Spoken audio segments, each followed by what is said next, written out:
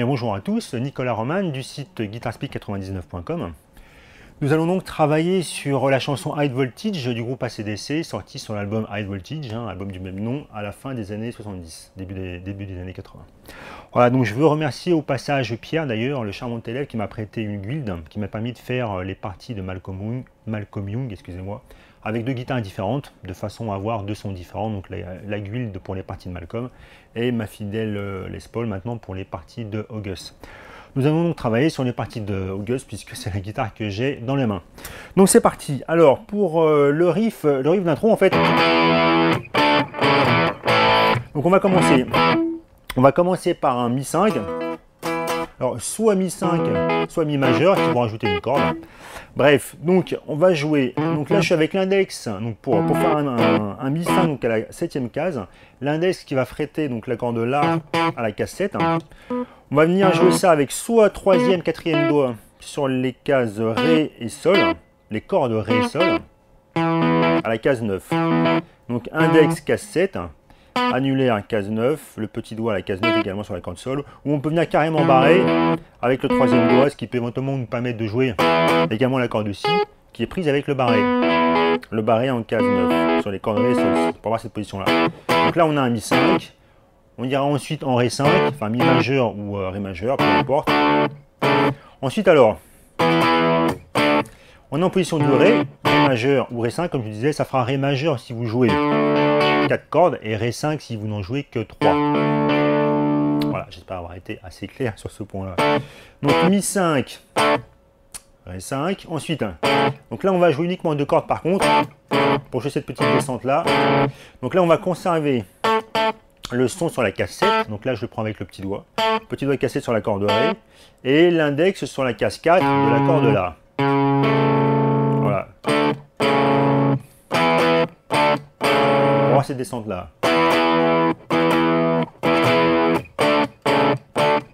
Alors c'est pas forcément évident comment je t'ai à faire. Alors éventuellement si vous voulez opter pour la facilité, vous pouvez faire le Ré majeur comme ça. J'ai déjà vu des guitaristes faire ça, faire leur position majeure avec le petit doigt, et du coup après c'est vrai que on peut passer comme ça directement. Mais comme j'aime bien me compliquer la vie, moi je préfère faire ça comme ça. Je trouve ça un peu plus clair au niveau des positions. Ça évite d'avoir 50 000 positions différentes pour faire les accords. Moi je joue toujours de la même façon, soit comme ça, soit comme ça. Et après, je repositionne mes doigts en fonction de ce que j'ai à faire après derrière. Donc, et après on arrive sur notre fidèle La majeur, que vous connaissez bien si vous avez déjà fait des riffs d'AC/DC. Le La embarré. Donc alors, au niveau du rythme, au début vous voyez que ça commence avec des doubles croches, ça fait un enchaînement comme ça, bas au bas. En fait, c'est le 3e coup de médiator qui tombe sur un temps. Là, on arrive sur le temps à la 3e attaque. Ensuite,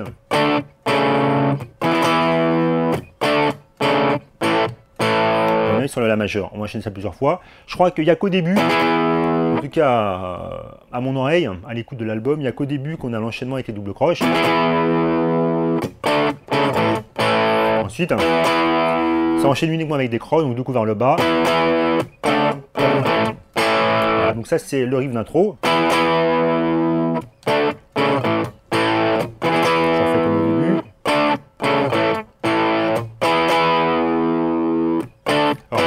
N'oubliez pas, à chaque fois que vous changez de position, n'hésitez pas à bloquer, comme je vous dis souvent, n'hésitez pas à bloquer avec la paume. Voilà. Pour éviter qu'on entende trop les bruits de cordes, on bloque avec la paume, comme ça on peut décoller un petit peu les doigts. Après le but du jeu, c'est vrai que la difficulté, c'est pas forcément évident, c'est de réussir à passer directement, venir sur la position du La majeur.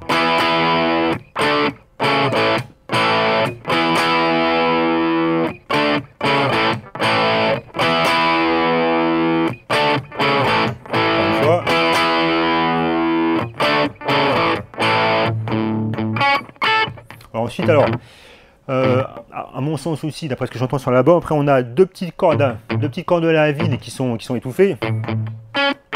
Le cas, c'est ce que j'ai mis sur la partition que je mets à dispo sur le site.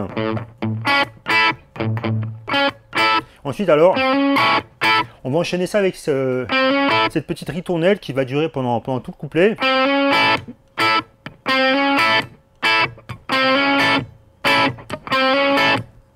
Alors au niveau du médiator, vous allez pouvoir prendre ça un petit peu comme vous voulez. Alors, je pense qu'il vaut mieux commencer avec un coup vers le bas lorsqu'on est sur la corde sol toute seule, quand on place le hammer. Après, soit vous pouvez prendre ça, les deux cordes aiguës, vers le haut ou vers le bas, peu importe, c'est vraiment comme vous le sentez. Du moment que vous prenez les bonnes cordes et que vous n'êtes pas à faire un truc qui va prendre trop de cordes. Donc alors, quand on arrive ici, donc là je suis simplement en barre, ça va être la même position partout d'ailleurs, comme vous avez pu le remarquer dans l'intro de la vidéo. Donc là on démarre, on est sur la case 5, comme je disais, de la corde sol, avec l'index, donc on barre les 3 cordes, comme ça après vous êtes tranquille pour l'enchaînement qui suit. Hammer sur la case 6, avec le majeur. Ensuite vous prenez les deux cordes aiguës, si et mi, qui sont prises avec le barré de la case 5. Voilà, pour avoir cette position là. Et vous tournez ça. Alors attention au niveau de la mise en place rythmique, on démarre sur un contretemps en fait lorsqu'on est sur la case 5.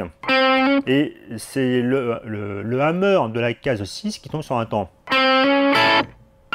Et la dernière attaque tombe également sur un temps. Donc faites très attention au niveau de la mise en place. Référez-vous vraiment à l'original. Une fois que vous avez compris les positions, les enchaînements, de toute façon le meilleur moyen pour travailler une mise en place, c'est de le faire par-dessus l'album. Comme ça, déjà vous prendrez plaisir parce que vous aurez l'impression de jouer avec le groupe. Et pour vraiment travailler la mise en place, bosser avec les albums, avec les versions originales, c'est vraiment ce qu'il y a de mieux.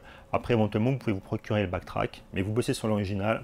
Comme ça, au niveau... Moi, je sais que j'ai passé toute mon adolescence, voire même après, hein, à bosser les rythmiques d'ACDC parce que comme je vous dis, c'est un groupe que j'ai toujours beaucoup aimé. Et pour travailler la mise en place, c'est vrai que c'est pas forcément des riffs qui sont hyper compliqués ce qu'ils font, mais par contre, niveau mise en place rythmique, c'est inattaquable, quoi. La mise en place est toujours parfaite. Donc, pour travailler sa mise en place rythmique, je me répète, c'est vraiment des très très bons riffs à faire. Donc, j'ai passé un paquet d'années à faire ça. Vous mettez l'album et vous tournez par-dessus jusqu'à ce que votre guitare se confonde avec l'original. Vous tournez. Ensuite, ça monte. Donc, c'est exactement la même position. Donc là, cette fois-ci, avec le barré de l'index qui va venir à la case 12. On descend. On descend ensuite le barré à la case 10. Pour 2 séquences. Et on remonte. 2 séquences. Et on descend. Et ça continue. Jusqu'à la fin du couplet.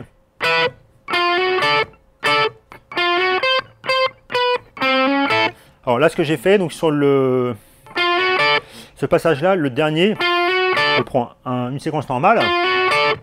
Ensuite, on arrive jusqu'à la case 13 pour 2 attaques. Donc je l'agis case 13 sur la corde ici. On termine en 12.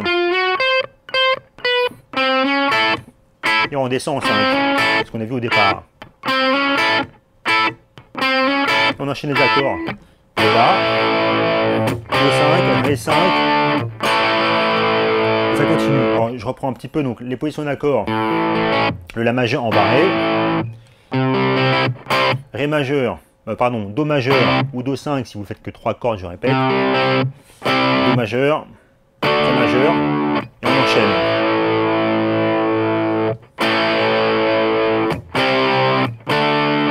Alors comme souvent pour les riffs d'ACDC, en fait, souvent vous verrez que les accords ils tombent sur des contretemps. Donc là, on commence sur le temps pour le premier là. 1, 2, 3, 4. 1, 2, 3, 4. 1, 2, 3, 4. 1, 2, 3, 4. 3, 4. Donc pas mal de contretemps. Comme je vous disais, exercez-vous par-dessus la musique originale, c'est encore le mieux que vous ayez à faire. Donc là, ensuite ça revient en Do. Donc là, August il laisse traîner les accords.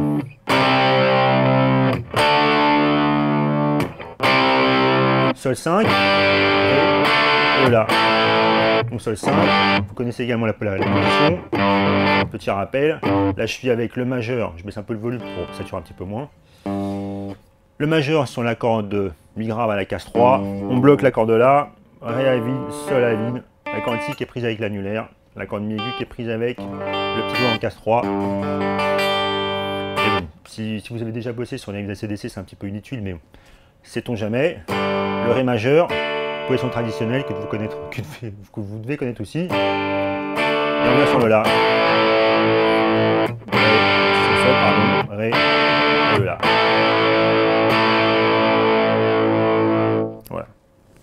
Voilà, donc comme vous pouvez le voir, j'ai ressenti la guilde donc, que mon élève m'a prêté pour faire un petit peu la partie de Malcolm Young.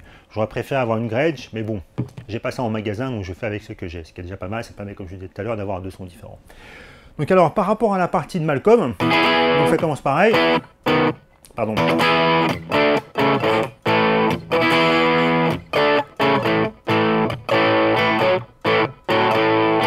Alors enchaînement qui change un petit peu par rapport à ce que fait August. En fait, là on est sur un riff typique rock.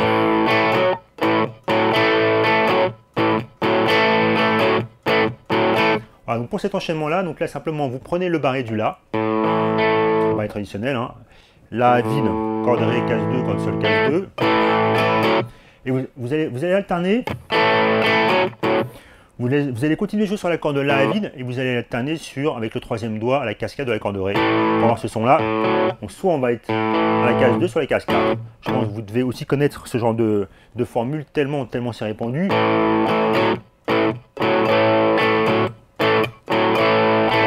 Regardez bien au niveau du médiator de quelle façon je le prends. Bas, bas, bas, haut, bas, bas, bas, haut. Sachant que ce que je vais plutôt placer vers le haut, ce sont les contretemps. Bas, bas, bas, bas, haut.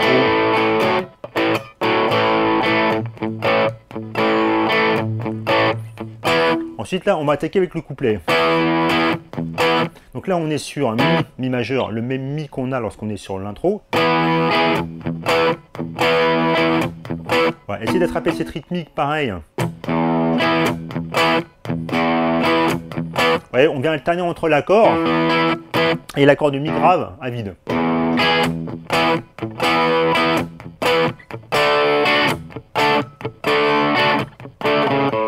On a un petit passage sympa comme ça, je refais.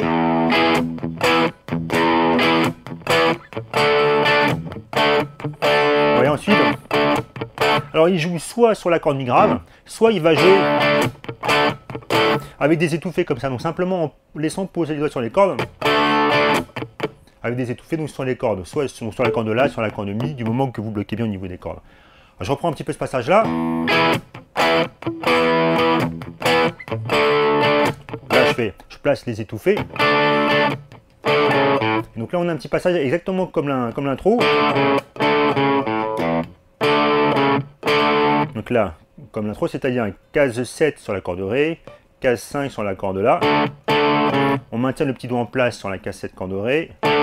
On descend avec l'index à la case 4. On joue la corde La à vide.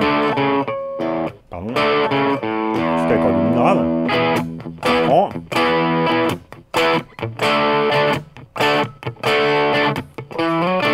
Autre petit passage sympa lorsqu'il remonte, on passe d'un slide de la case 7 à la case 9 jusqu'au barré de la case 7 avec l'index et ça repart. Comme je vous disais, vous pouvez soit alterner avec la corde La, la corde mi grave que vous mutez, que vous bloquez, soit vous faites ça avec simplement des attaques percussives sur les cordes en bloquant tout.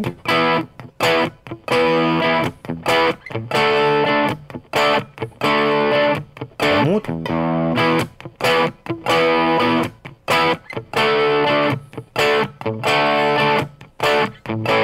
Voilà. Vous voyez, c'est le refrain.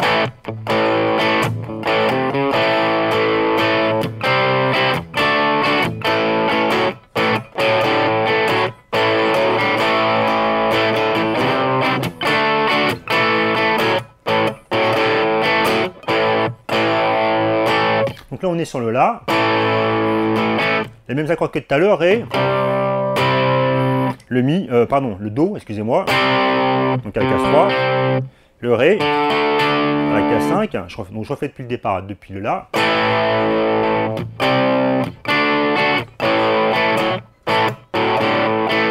Et on vient alterner avec notre petit passage rock'n'roll qu'on vient de voir, qu'on peut éventuellement lancer, je crois que c'est ce qu'il fait dans la version originale. On peut lancer ça sur nos trois cordes La, Ré, Sol à vide,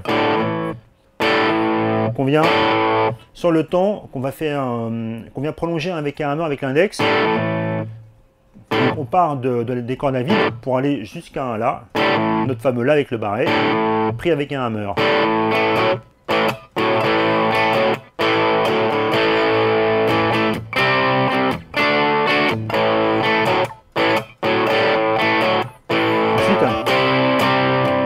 on va venir alterner entre la position du Do majeur en casse 3, 5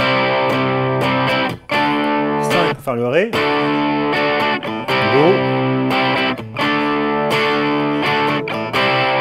termine en Sol, Sol 5, Ré, Sol 5, je fais le Ré, et le La, et on reprend le passage dans le terrain, avant d'arriver au second couplet, etc., etc. Voilà, donc ça c'était pour la partie de Malcolm. Voilà, donc comme d'habitude, n'hésitez pas à télécharger la partition, ça va vous aider, parce que j'ai vraiment tout repris, que ce soit la partie de Malcolm Young ou la partie de Gus, elles sont quand même assez complètes. Voilà, donc après ces deux parties de guitare, avec la Guild et la Gibson, écoutez, il me reste comme d'habitude à vous souhaiter bon travail, et à vous dire à une prochaine. Bye bye.